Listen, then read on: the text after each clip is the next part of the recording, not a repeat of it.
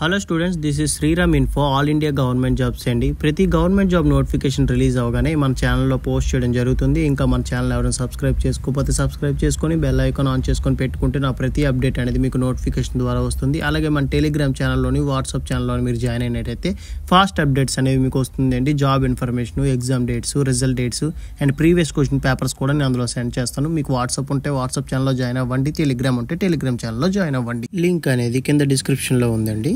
Hello students, ఇప్పుడు మనకు వచ్చేసి NIAB అండి, national institute of animal biotechnology నుంచి చాలా మంచి గవర్నమెంట్ జాబ్స్ అయితే మనకి రిలీజ్ అయ్యండి. ఇది వచ్చేసి మనకి ministry of science and technology government of India కింద వర్క్ చేస్తున్న కంపెనీ.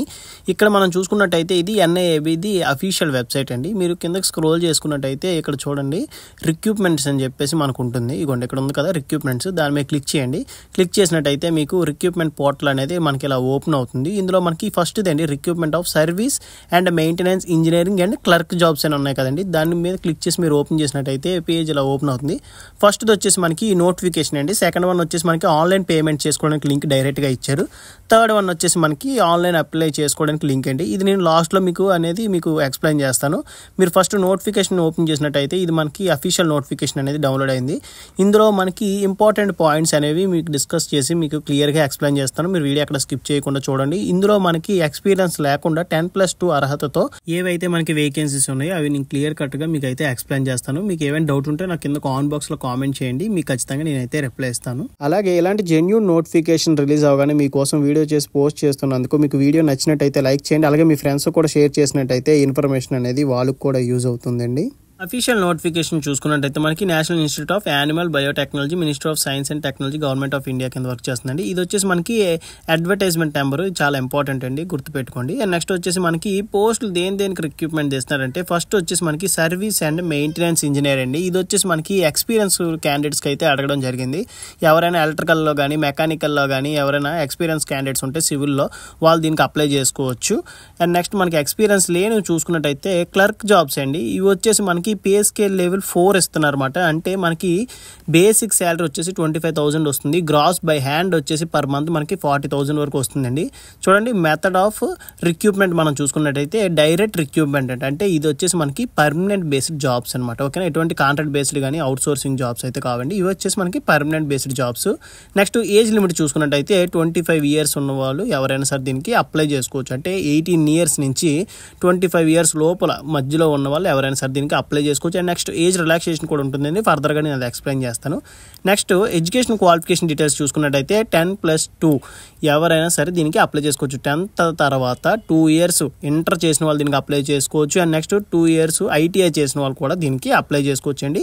అండ్ దాంతో పాటుగా మనకి టైపింగ్ స్కిల్స్ అయితే వచ్చి ఉండాలండి, అది చెక్ చేస్తారు. మనకి ఇంగ్లీష్ అయితే మనకి 35 words per minute అయితే టైప్ చేయాలి. లేదు అనుకుంటే హిందీ 30 words per minute అయినా మనం అయితే టైప్ చేసి వాళ్ళకి చూపించాలండి. నెక్స్ట్ జాబ్ డిస్క్రిప్షన్ మనం చూసుకున్నట్టయితే మనకి వర్కింగ్ నేచర్ ఎలా ఉంటుందంటే ఫైనాన్స్ అండ్ అకౌంట్స్ అని చెప్పేసి, next stores and purchase, personal claims, payments. క్లియర్గా చెప్పాలంటే ఇవి వచ్చేసి క్లర్క్ జాబ్స్ కదండి, ఆఫీస్ వర్క్ అయితే ఉంటుందండి. ఎటువంటి మీకైతే ఫిజికల్గా వర్క్ అయితే ఏముండదు, కానీ కొద్దిగా మెంటల్గా మీకైతే వర్క్ అయితే ఉంటుంది. జనరల్ ఇన్స్ట్రక్షన్స్ అండ్ కండిషన్స్ చూసుకున్నట్టయితే మనకు వచ్చేసి పే అలవెన్సెస్ అన్నీ మనకి సెంట్రల్ గవర్నమెంట్ ఎంప్లాయీస్కి ఎలా అయితే ఉంటుందో సేమ్ యాజ్ టీజ్గా ఉంటుందండి. అండ్ నెక్స్ట్ వచ్చేసి మనకి పోస్టింగ్ ఎక్కడైతే ఉంటుందంటే హైదరాబాద్, తెలంగాణలో ఉంటుంది మనకి జాబ్ లొకేషన్ వచ్చేసి. నెక్స్ట్ ఇది వచ్చేసి ఇనీషియల్గా 2 years ప్రొవిజన్ అయితే ఉంటుంది, తర్వాత కన్ఫర్మేషన్ చేసి పర్మనెంట్ చేస్తారండి. దీనికి వచ్చేసి బోత్ మెయిల్ అండ్ ఫీమేల్ ఎవరైనా సరే దీనికి అప్లై చేసుకోవచ్చు అండి. మనకి క్లియర్గా ఇచ్చారు female candidates encouraged to apply అని చెప్పేసి. నెక్స్ట్ ఏజ్ రిలాక్సేషన్ చూసుకున్నట్టయితే 5 years for SC ST OBC వాళ్ళకి వచ్చేసి మనకి 3 years అండి ఏజ్ రిలాక్సేషన్ అనేది మనకి ఇలా డివైడ్ చేశారు.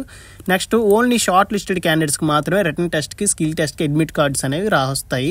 అంటే మనం అప్లై చేస్తున్నప్పుడు ఫాల్స్ డీటెయిల్స్ ఇచ్చినా సరే, ఈవెన్ రాంగ్ ఇన్ఫర్మేషన్ ఇస్తే మనకైతే అడ్మిట్ కార్డ్ రాదండి.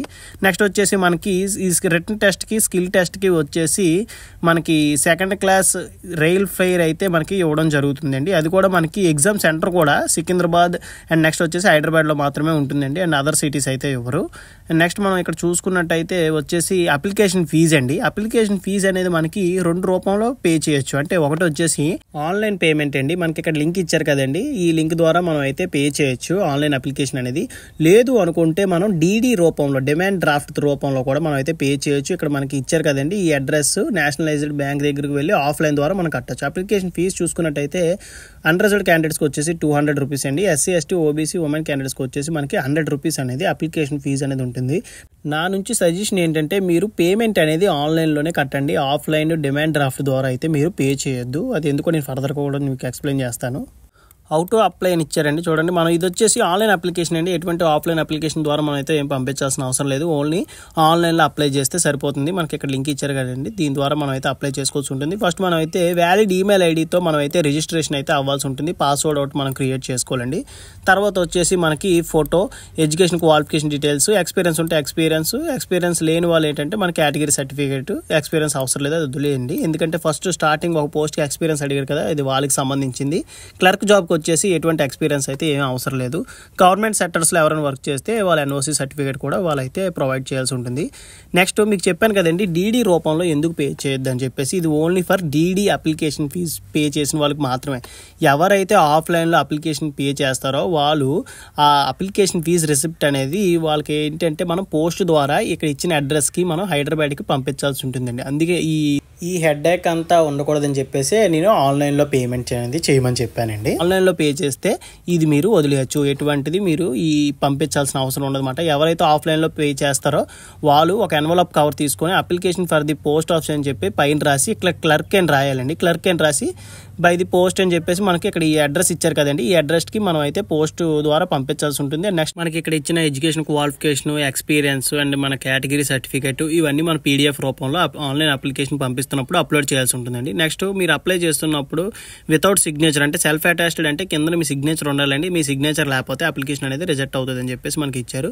అండ్ నెక్స్ట్ వచ్చేసి మనం అప్లికేషన్ పంపించేసాక మనకి ప్రింట్అవుట్ వస్తుంది కదండి, అది ప్రింట్అవుట్ తీసుకొని మీ దగ్గర ఉంచుకోవాలండి. ఎటువంటి దీనికైతే పంపించాల్సిన అవసరం లేదు. ఫర్ ఫ్యూచర్ రెఫరెన్స్ కోసం మీ దగ్గర ఉంచుకోమని చెప్పారు.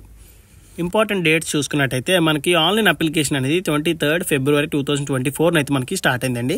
Last date of online application చూసుకున్నట్టయితే 22nd March 2024 by 5 PM లోపు అయితే మనం అయితే అప్లై చేసుకోవాల్సి ఉంటుంది. డిస్క్రిప్షన్ లింక్ మీద క్లిక్ చేస్తే మీకు పేజ్ ఇలా ఓపెన్ అవుతుందండి. ఫస్ట్ వచ్చేసి మనకి నోటిఫికేషన్ డౌన్లోడ్ చేసుకోవడానికి, సెకండ్ వచ్చేసి మనకి ఆన్లైన్ పేమెంట్ చేయడానికి లింక్ అండి. ఇది మీకు న్యూ ట్యాబ్లో ఓపెన్ చేసి చూపిస్తాను చూడండి. ఆన్లైన్ పేమెంట్ అనేది మనకి ఇలా ఓపెన్ అవుతుంది. మీ name, middle name, last name, mobile number, email ID, మీరు అప్లై చేస్తున్నప్పుడు ఏ డీటెయిల్స్ ఎలా అయితే ఎంటర్ చేస్తున్నారో సేమ్ యాజ్ టీజ్గా మీరైతే ఎంటర్ చేయాల్సి ఉంటుంది.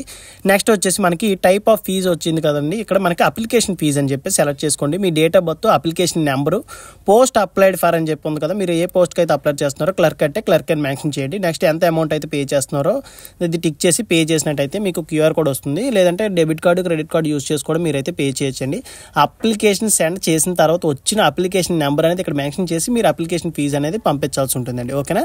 నెక్స్ట్ మనకి ఇక్కడ చూసుకున్నట్టయితే అప్లై ఆన్లైన్ ఉంది కదండి, దాని మీద క్లిక్ చేయండి. క్లిక్ చేస్తే మీకు పేజ్ అలా ఓపెన్ అవుతుంది. మీ దగ్గర ఆల్రెడీ లాగిన్ డీటెయిల్స్ ఉన్నట్టయితే లాగిన్ డీటెయిల్స్ ఎంటర్ చేసి లాగిన్ మీద క్లిక్ చేసి అప్లికేషన్ ప్రాసెస్ అనేది స్టార్ట్ చేయండి.